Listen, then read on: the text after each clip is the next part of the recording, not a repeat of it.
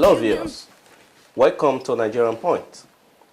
Today, we are going to be looking at the current political dispensation in Nigeria regarding the general election. To do that, I have three gentlemen with me here in the studio. Mr. Elusa Amoregbe. Robert Douglas Akonza. Charles Wagbo. And my name is Joseph Iyowa, your host. Gentlemen, you're welcome. Thank you very much. I would like to start with you. Looking at the current political dispensation right now in Nigeria, would you say we are moving in the right direction? I would say, to a great extent, we are moving in the right direction. Based on the fact that it's not easy to have a successive election consecutively for 5 times after a long military rule. Thank you. And Mr. Douglas? Yeah, for me, I agree, and I think with the current government and with the way things are going, I think we are on the right direction. Yeah, it's a democratic country in the right direction, although with limitations, but absolutely on the right track. You said with limitation. Could you please expatiate Yes, on that? to expatiate on that, I will go, if I might regress a little, let's take it, 3 steps back, Yes. right from when we started. I do agree that the worst democracy is better than the best dictatorship. Yes. There I stand. But looking into it with limitations, as I said, it's we have not got there yet. So we are on the trend, and hopefully we get there. The limitations has to do with the fact that the electoral process, the way we change government, Yes. the way change comes about, has not been, I would say, has not been fully. The framework is still very hazy, and that's what I mean by limitations. Yeah. And that framework is the INEC framework, because I'm not fully, aligned with the way that framework is. But remember, this is my personal view. Yes, yes. And what do you have to say to that? Yeah, it is still on that same direction. Based on the fact that we hardly have structures of any kind in Nigeria. So since we have that basic problem in the nation, so that will really make my criticism a bit minimized about the way the election is being conducted. And please mind you, when I say limitations, Yes. I'm not negating kudos to INEC or to the state as a body. Yes. The reason I still put that phrase or put that statement or that word there, limitations, is as Nigerians, we should not elude ourselves and, say we are there yet. And I do understand with my colleague here, Mr. Omoregbe, that we are happy generally. I think we're all happy in the areas we are, but we are not, we've not reached the promised land yet. So we should be very careful not, to say that we are there or we are going there, but we are struggling and we want to get there. Yes. Thank you very much. That takes us to the next topic. General Muhammadu Buhari wants to be president under the current political dispensation in Nigeria that he once interrupted. How do you reconcile that? Absolutely. Sorry to interrupt you, because this is yes, something that gets okay. me in Go the ahead. bone. Absolutely not. There is no way, if I may use the word, no way in hell that we should allow a man of that caliber to come back into that country as a president. Okay. Of course, he's allowed as an individual to seek the highest position in office. Yes. He has every right to go for any position he has. But we, knowing who he is and what he has done in 1984, 1985, and after 4 trials, and the way they have amalgamated parties with different, I would say parties with different ideologies. We'll get there. Let's take on the And person for of, him to come and say yes, he yes. wants to rule Nigeria, it doesn't make sense. I mean, that's more, well, What's please. your take on that?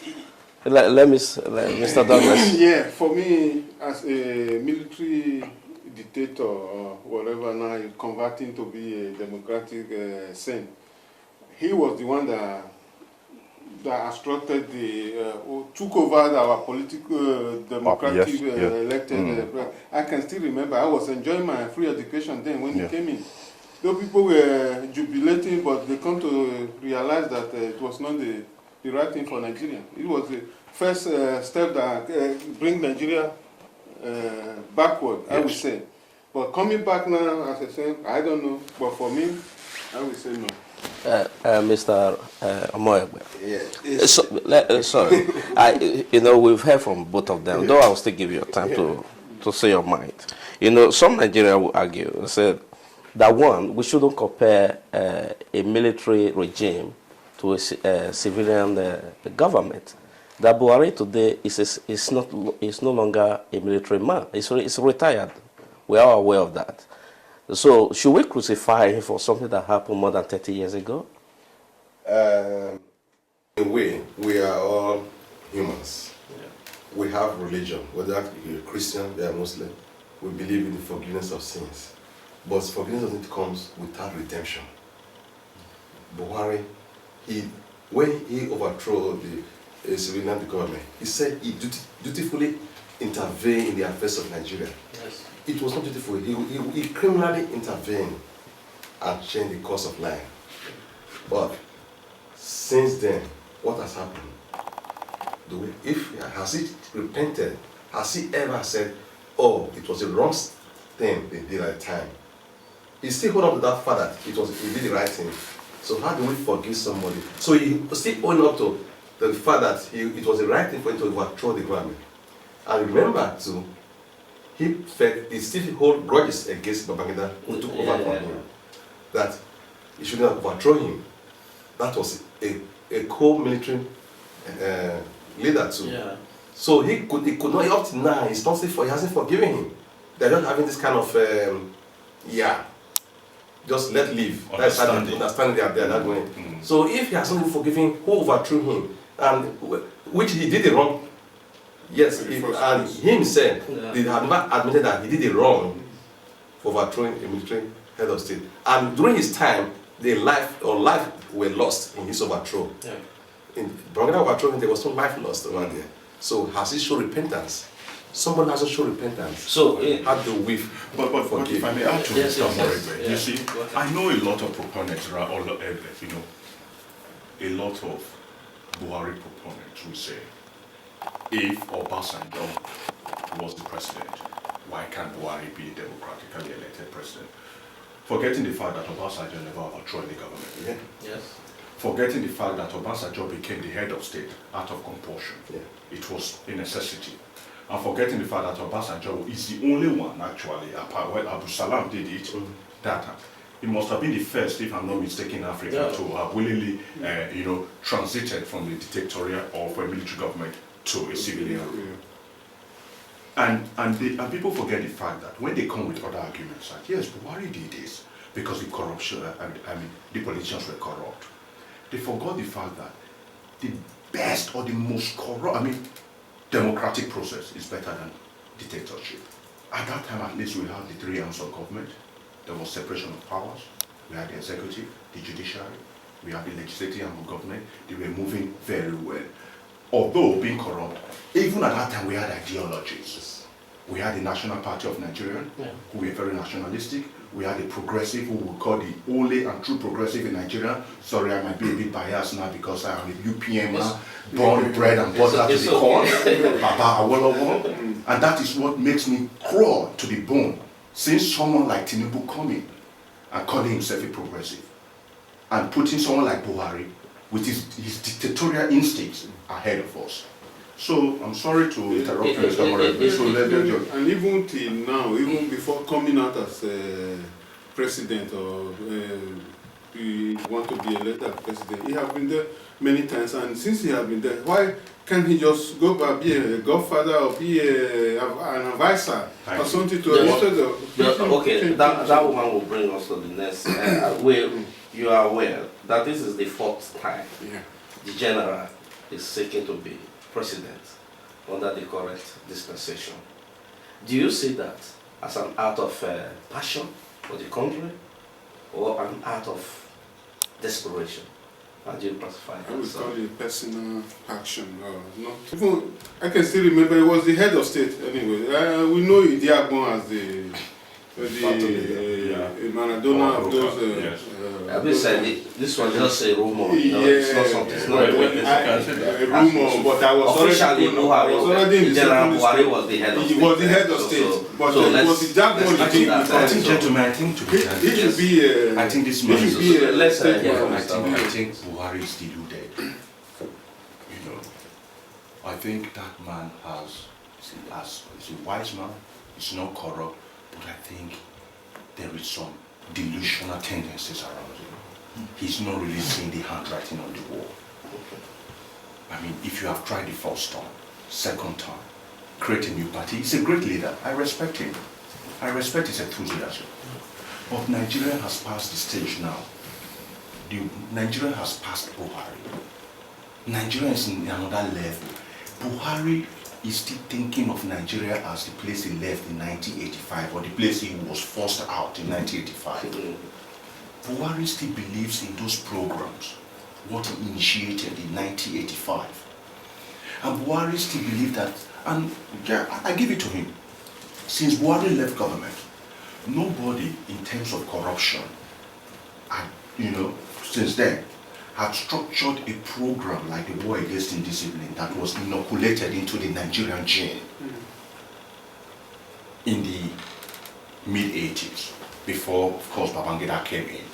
And I think that delusion is what Buhari is holding supreme. That is what something he has taken along with him and believe that he can really give to us Nigerians. Forgetting the fact that that was 30 years ago. Over 60% of Nigerians are under 40. Yes. A lot of water have passed under the bridge. A lot has changed. So he should be able to give us this same thing if he wants to through other means. Just like my gentleman friend said. Okay, Mr. Let's hear from Mr. Morgan. Sometimes a majority of the population of Nigeria is being deluded to because people keep talking about he's not corrupt, it's not corrupt. Change. Or what is the yardstick the way to really measure corruption? In his days, he jailed the politicians he overthrew, which was the normal circumstances of what to do. Is that the way to measure his corruption? How about the governors who were there in his time? How many of them were tried? Were their books audited? When you say governor, are you talking about the civilian governor? The military That he overthrew, the or military governors he appointed in his time. Okay, on that. For example, we know about Boy Jerry. Where was he governor for? Bender State. Bender State. Yes. We forgot the Bender State Development Fund. So was it that government has taken over from that regime? Wouldn't he have been overthrown? If he were overthrown, he would have been tried. And fine, that's how we have no corruption. So when we people, because there's this notion that the man is actually against corruption and he fought against corruption. Yeah. Are you saying that his fight was kind of selected or biased? Yes. Is that what you are saying? That's what I'm saying precisely. Because what structure did he put down that mitigated against corruption? None at all. Just by prosecuting it was even the UPN-led state that he prosecuted then. Yes. What happened to the northern state? It was biased. Yeah. Totally biased. Totally biased about that. So I can't understand people talking about corruption. Corruption, he is not corrupt. Well, I cannot really believe it. What justice? How do we know that? So let other people go into his book and see what happened in his days. Mr. Douglas, what do you have to say to that? What I was trying to say, I quickly, because we'll move to the next point quickly. We're talking about corruption. It was selected government or selected the people that he was after, like Ekweme and Bruce Ali, and what of all the northerners leaders, governors. governors and leaders, as he said. So I think it was selected. There's also this thing people are saying, because I'm really not trying to demonize anybody here, but there's something that people are saying, that when Buhari took over, though we were very, very young then, that President Shehu Shagari was actually placed on under a house arrest Yeah, he was somewhere in in Ikoyi. Ikoyi. Of course, And that's while true. Alex Ekweme, who was an Igbo man, his vice president, was actually locked up in Kirikiri. Yeah. And what was the reason for that? Look, That people are complaining about. It's as simple as ABC. He is a military dictator with, I would say, cultural tendencies. Okay, cultural. I would rather buy that because Because I know we don't like using the word tribal, tendencies, Yes. but I will just put it mildly as a cultural tendencies. Okay.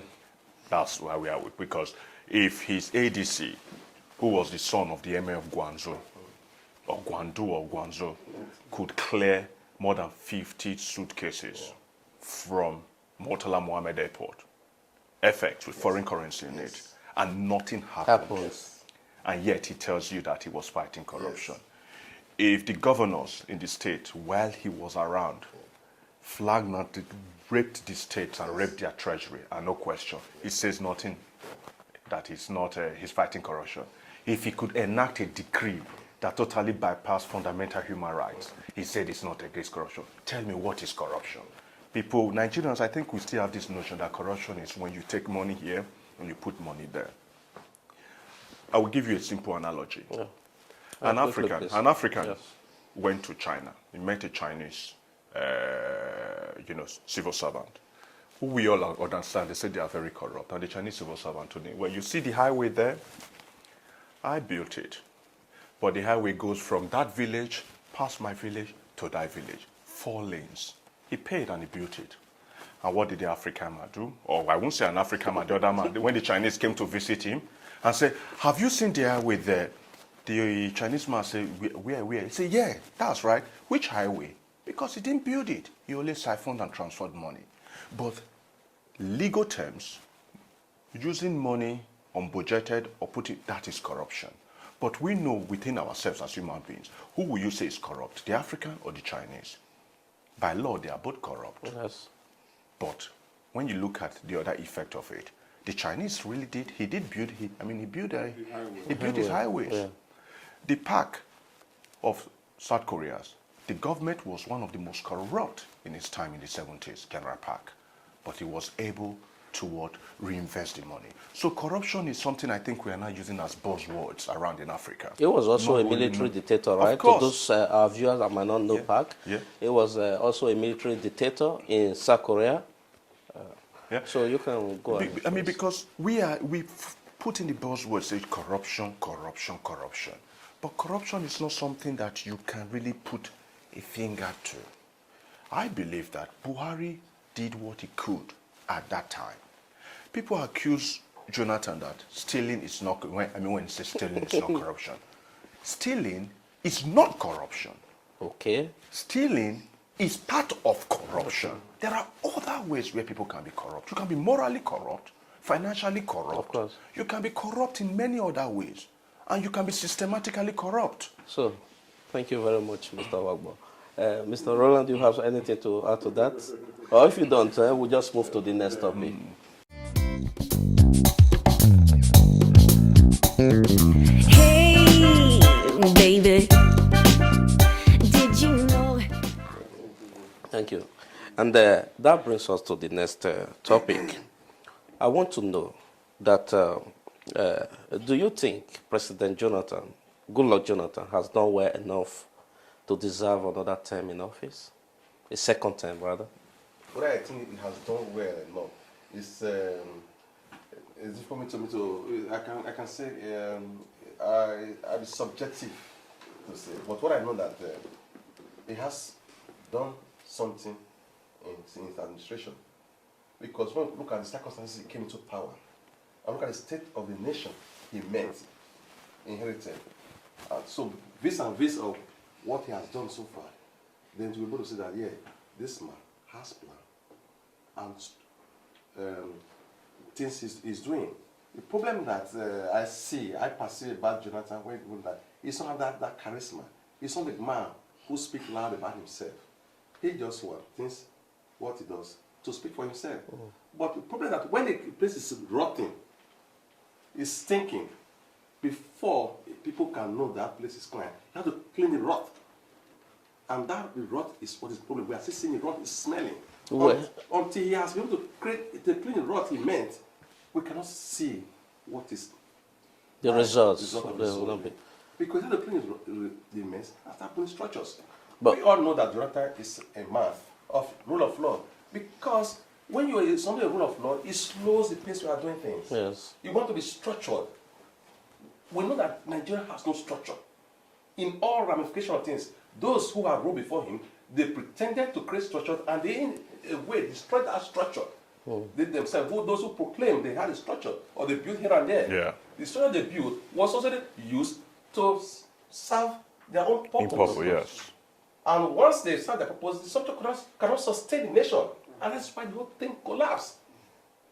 For him not to know, for if he has to make any meaningful development or any meaningful achievement, he has to reinvent the structure.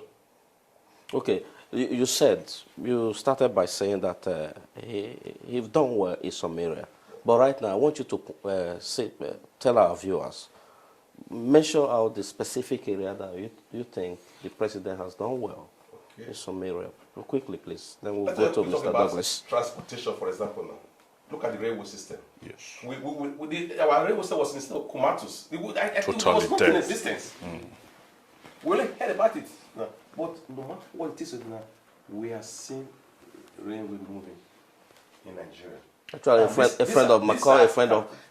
actually called a friend of mine yesterday. He told me that he was boarding a train from Lagos, going all the way to Kano. Yes. Wow. You know? It's true, because even I was just came back from Nigeria a week ago. I was sitting when I was in Lagos, I was seeing rain, which was, oh my God, so you can see rain moving again. That is it today now. And we know these are capital intensive. Yeah, and these are things that are not built in a day. Yes. So before the general population will feel this impact, it takes time. It's not like go to the market and buy things and go and share. This is to be built. It's a structural something. Mr. Coming from that question, I would like us to just take 2 steps back and ask the question another way. Why do we think that Jonathan do not deserve another chance? Okay. Not if we think he deserves. Why don't we think? If there's anybody that feels he doesn't deserve, he should come out with his argument and tell us specifically, this is why Jonathan does not deserve another chance. If they mention corruption, that means they are totally in the, that is totally in the downgrounds. That is not something they should mention. It's out of it. Because Jonathan is not the one that brought corruption into Nigeria. The people that want to, those that want to infuse Buhari on Nigerians, they know themselves. And they know the genesis of corruption. Sorry for interrupting you. You said he is not the one that brought corruption to Nigeria. Yes. But he is the head of state. He is the president of the country. Absolutely. So he's in charge. Absolutely. So if something is going wrong, he is the one to... Absolutely. But corruption is not... When you fight, according to the famous, our former EFCC chairman, he said, when you fight, corruption fights back. You cannot stop corruption in 4 years. No. So he's not, do you mean that he's not doing anything about it? He has done something. He has done as well as... first and foremost, we made it... I think Mr. Moregbe said something about the rule of law. If you are a president and you want to rule any country, and you want to kill anyway, and you want to kill out corruption, you have to follow the rule of law. Corruption comes when there is anarchy, when there is no rule of law. You have to follow the structures that were placed accordingly by the Constitution. This is the first president under whose tenure we have not seen anybody jailed for an article. Yes. There was freedom of information. The freedom of information bill has been passed. There's freedom of expression. People come around, they call him names or whatever they want to call him. They are still around. Yes. Nigeria right now is ripe. Just like we are doing here. Just right like people are flowing, people are talking their mind, people are discussing. You can even draw every man, every man, even if you have 20 naira, you have a lawyer. You push an Okada man today, he tell you, Oga, no worry, I bring my lawyer tomorrow. We will talk. If that alone, if that It's an culture, achievement. it's an achievement. Yes, yes. And I that agree. is the beginning. Rome was not built in a day. Yes. It's So- one seed that creates a forest. Thank you. I support you with in time. that. I think if you, with this 21st century that we are living in now, we have everybody, if I'm not mistaken, I would say all of us are in the studio now, we have our iPhone in our pocket, or you are holding a tablet, or open your media now, go to Facebook or whatever, you get all kind of information. I would say I was not surprised, because I've been living here, being in diaspora for so long, living in a developed country, though Nigeria is still, we call it a developing country. Go into Facebook, you see Jonathan being teased or being a caricature and all the rest. People are free talking about the present president in a country, and a country of third world Africa. You tease your president. It has never happened before. And even now, people talking about Buhari in the media, they still have to scratch the back of their head, because they know he's a military dictator. Yes. So we need a rule of law, as you said, and democracy. We don't need a military rule. That brings us, that's what some people are saying. Some say, a lady posted last time on Twitter saying that if we have to choose between being loved and being feared, that in the case of Nigeria, it's actually better to have a leader that is feared. So that was what you just said. Jonathan is loved, why is being feared? That fear, don't you think that fear might kind of make a positive difference in Nigeria? You see, I'm very, if only, I think that lady or the woman that wrote that needs therapy. Okay. I mean, if she's married, maybe she's from an abused marriage. Yeah. Or maybe she's someone that maybe her husband is abusing and she must be coming from an abused background.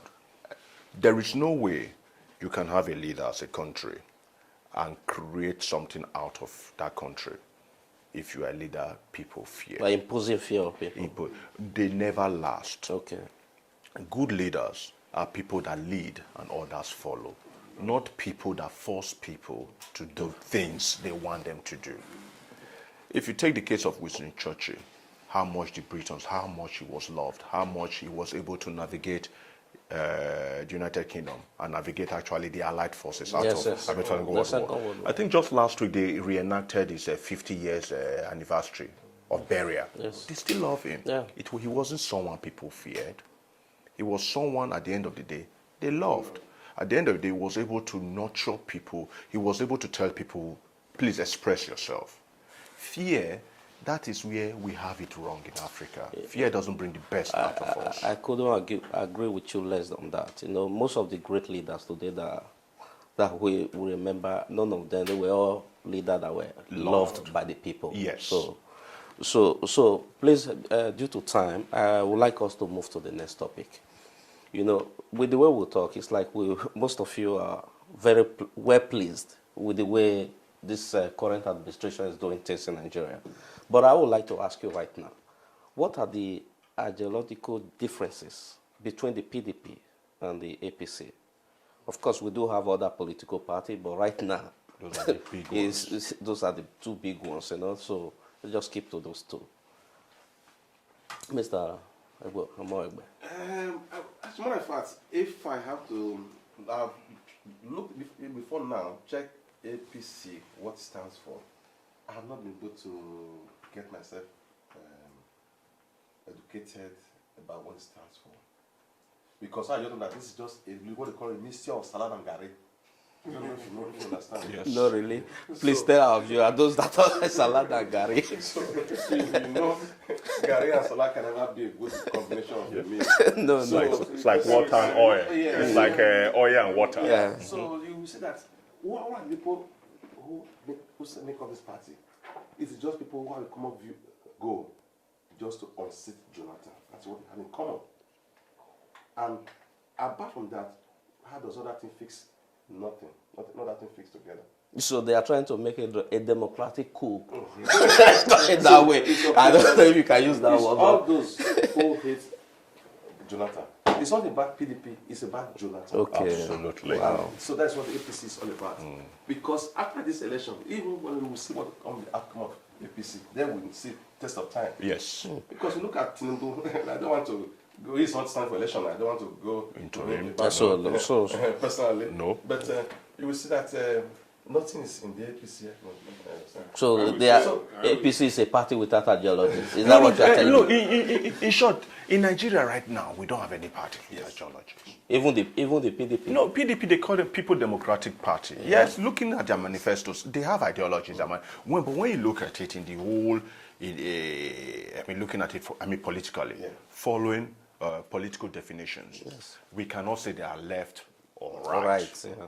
This is Africa. I don't think we have I don't think our political process is matured enough now for us to able be to define inoculating or putting ideologies into it. yes. But my gentleman, my friend just said something. It doesn't mix. APC is a mismatch of personalities. People that come together from different parties with one sole purpose, on seat presidency, to have power. They are people that have been in the opposition for a very long time, people that were in the ruling party but in a different caucus for a very long time. And these people come together now to say, putting ourselves as progressives to unseat the president. But looking at them, they see the same meat of the same court. They are the same people. Okay. So that is why one pointing hands to the other and the other pointing, it doesn't really make sense at this time in time. So did they take the PDP ideology with them to the APC, like those that left PDP?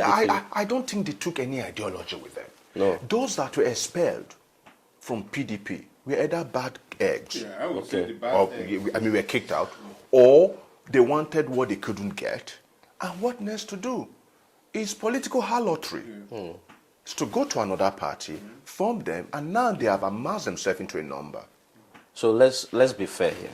Even there are also people crossing from the APC, also crossing over to PDP. That's what I said. So what? It's political harlotry. Yes. You see, when we are Discuss, we mentioned the man Jonathan being the head.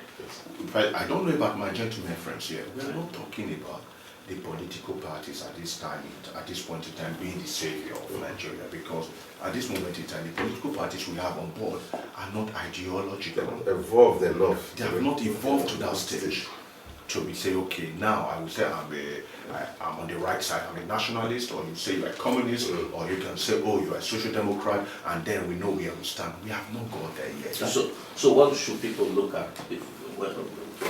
before they vote? Nigeria, If they- power is centered on the leaders. Look, and that is why, Mr. Yogi, you know why we love this program so much that we came here to discuss it. If you notice one thing, we are mentioning names, Buhari, Jonathan. Yes. You see, the head in Nigeria, Nigeria has a leadership problem, or Nigeria is in the process where transforming our leadership. And that is why these two people, these two personalities, we mentioned their names. We are so not really much. looking into the parties. If Jonathan, with his personality and his executive and the people around him, if they call themselves today CPCN or they call themselves ANPP, and then I would still go for him. Okay. Because I see him as someone who stands by the rule of law. Mr. Dow, should politicians be held accountable for making defamatory statements? Quickly, please, because time is against us. Freedom of speech.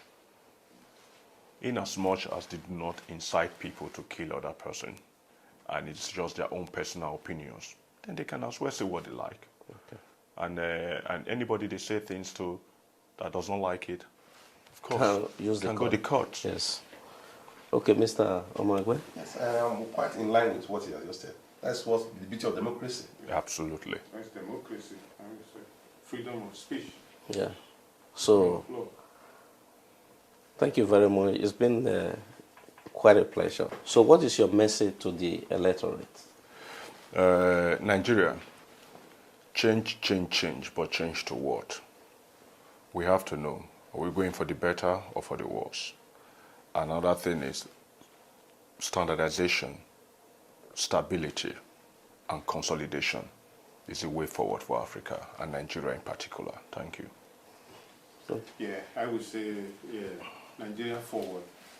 Because I would say Jonathan is the first and the only president that go on continuity. Like every other president or head of state that we have, when they come, they change everything all over. The only president that will say continuity. Let's vote for Jonathan so we breathe more fresh air. Mr. Obama? Okay, my view on this is that I don't want to sacrifice good governance for continuity's sake. So yes, I will want continuity, but on the right direction. So we know Jonathan has a purpose, has a plan, a structure for Nigeria. So in that way, I'm inclined to advise other voters to give him a second chance of proving his worth for Nigeria, because we don't want to just have a change for sake of change. No. Thank you. Thank you, viewers. We would like to leave you with these thoughts. If you encourage corruption, then you are promoting poverty and underdevelopment of our people without you knowing it. If you encourage crime, then you are hindering the growth of our country in every ramification. So please, let's look within ourselves and make that positive change that Nigeria urgently needs. Make una go out, make una go vote. If you not vote, don't be say after now you not go vote, later you will complain. No. No vote, no complaint. Go out and vote. Thank you very much, and we'll see you next time. Hey.